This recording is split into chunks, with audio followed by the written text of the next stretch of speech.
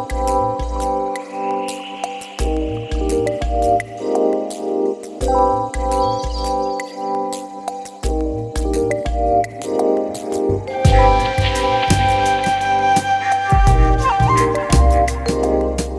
school is situated in the top western group of islands of the Torres Straits. We are only 6 kilometres away from the Papua New Guinea border.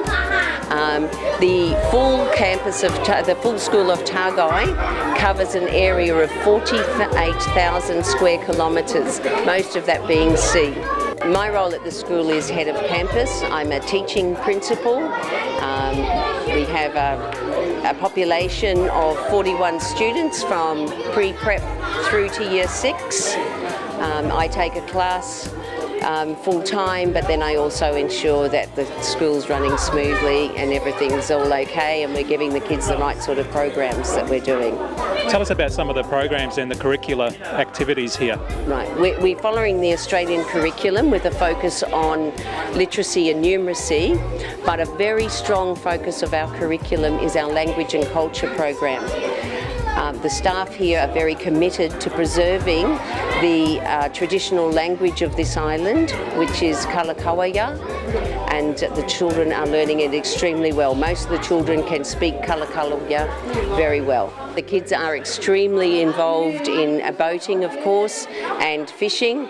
They do what they call hunting. They go out fishing a lot to catch the fish. They are often swimming down at the ocean just beside us. They enjoy their dinghies greatly. I think every spare moment they have, they're drawing a picture of a dinghy, often with a Merc or an Evinrude on the back of it. I am a pirate. Under the Torres Straits Marine Safety Program, and it's called the School-Based Maritime Safety Project. And it's really about consolidating the information our young people up here have around boating safety. These kids grow up on boats. You know, they have a level of knowledge probably a bit higher than you would expect with kids down south, because they are on boats almost daily. A lot of the functions of life up here, whether it be to maintain cultural connection with family, whether it to go fishing, just to enjoy the sea, to travel to other islands, requires boats. You can fly, but a lot of the families up here go by dinghy. So we're just consolidating the information they have already around marine safety, and it focuses on the risks involved in boating safety. Okay, the red flare here at night. We've simulated we've broken down at night.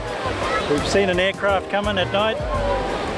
I've placed the red flare in my hand, pulled it, and that gives off that red, really dark red light. And the aircraft can see that from a few miles away. So that gets the attention of the aircraft and exactly pinpoints your position of where you are.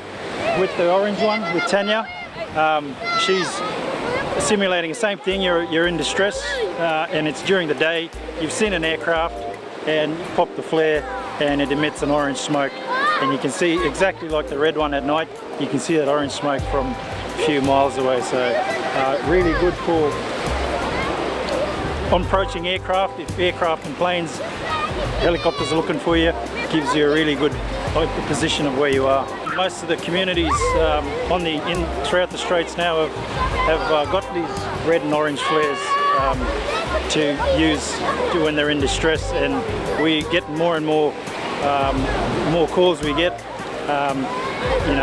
We find that they're regularly using them to locate when they're in need of search and rescue. The majority of the Straits now, people in the Straits have got the 406 EPIRB, the GPS coded ones, which pinpoints the exact position of where they are when they set it off. And it's really good. It's really come a long way. The Torres Straits Marine Safety Program certainly was out of a high rate of incident of marine incidents up here. This particular project, again, it was clearly recognisable that there weren't enough child-sized life jackets around. And obviously the survivability of children, heaven forbid, in a marine incident is less than an adult. So we've got to give our kids every chance should they become involved in a marine incident.